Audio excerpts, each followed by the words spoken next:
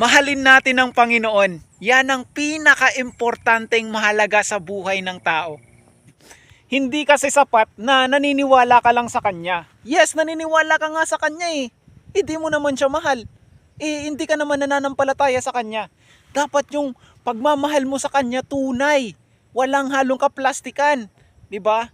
Hindi yung lalapit ka lang kapag nangangailangan. Magpasalamat ka sa lahat ng nangyayari sa'yo, sa lahat ng mga blessings.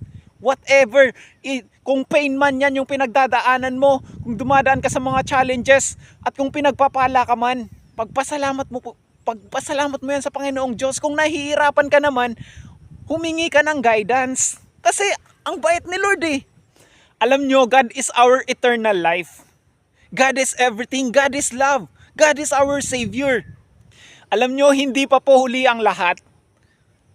Meron pa tayong chance para baguhin yung ating mga sarili. Ipakita natin yung pagmamahal natin kay Lord sa Panginoong Diyos. Do our best. Do what we can and what we have. And leave the results to God. We have to be unstoppable sa pananampalataya. We have to be faithful. We have to learn to appreciate everything. Kailangan maging inspirasyon natin ang Panginoon sa lahat ng bagay. Kasi kapag maging inspirasyon natin siya yung tutularan natin, maganda yung mangyayari sa buhay natin. And makakamtan mo ang buhay na walang hanggan at ang tubig ng katotohanan. And iwasan natin na gumawa na ng mga kasalanan. Baguhin na natin yung ating sarili. Magbago na tayo. Panahon na para sa pagkakaisa. Panahon na para salubungin ang pagbabalik ng Panginoong Diyos. Alam nyo, baka isipin nyo, nababaliw na ako or ano pa man. Kasi kasi tayo, aralin natin yung salita ng Diyos, magbasa tayo ng Bible. Yun, ang dami nating matututunan. And kailangan lang natin is isabuhay natin lahat yun. And mag-guide niya tayo sa lahat ng bagay na kailangan natin sa mga pagkukulang natin. And ayun, kailangan we have to be more excited na gumawa ng kabutihan. Iwasan natin yung paggawa ng mga kasamaan, and yun yung magliligtas sa atin at magdadala sa atin sa buhay na walang hanggan, and mapupunta tayo sa kaharian ng Diyos kung naniniwala kayo. Pero if you don't believe, kasi siguro kung di kayo maniniwala, kumbaga kulang pa ang inyong pananampalataya sa Diyos, kulang pa ang inyong pagmamahal sa Diyos, kulang pa ang inyong pagpapahalaga sa Diyos, kulang pa. Kasi even ako, kulang pa rin to. Parang may kulang pa sa akin na hinahanap-hanap ko.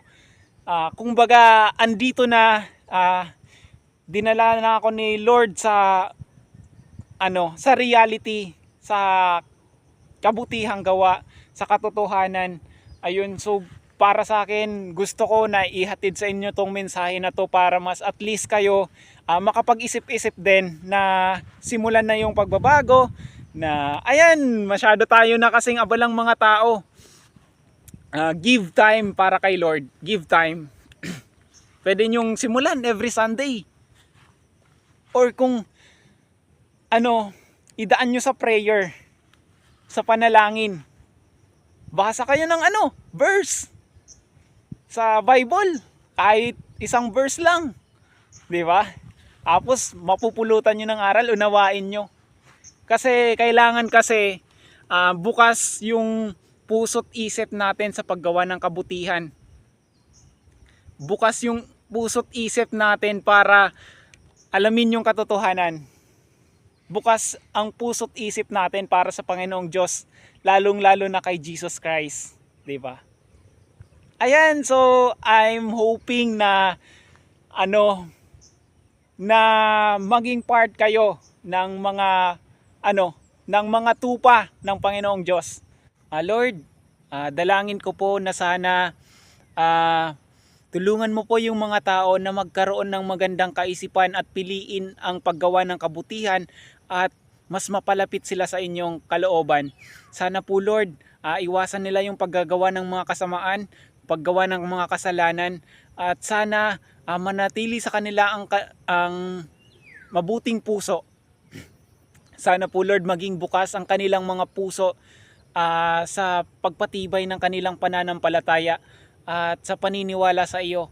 Sana po manatili ang kanilang kabutihan magpakailanman.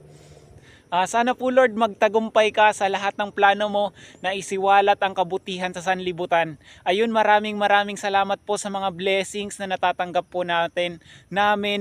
And ayun, thank you so much po Lord sa pagkakataon na mabuhay dito sa mundo. Ayun, sobrang ganda po nitong creation mo, na-appreciate ko. And sana po ma-appreciate din nila.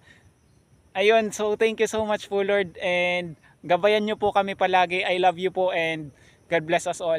And I love you po. Thank you so much po.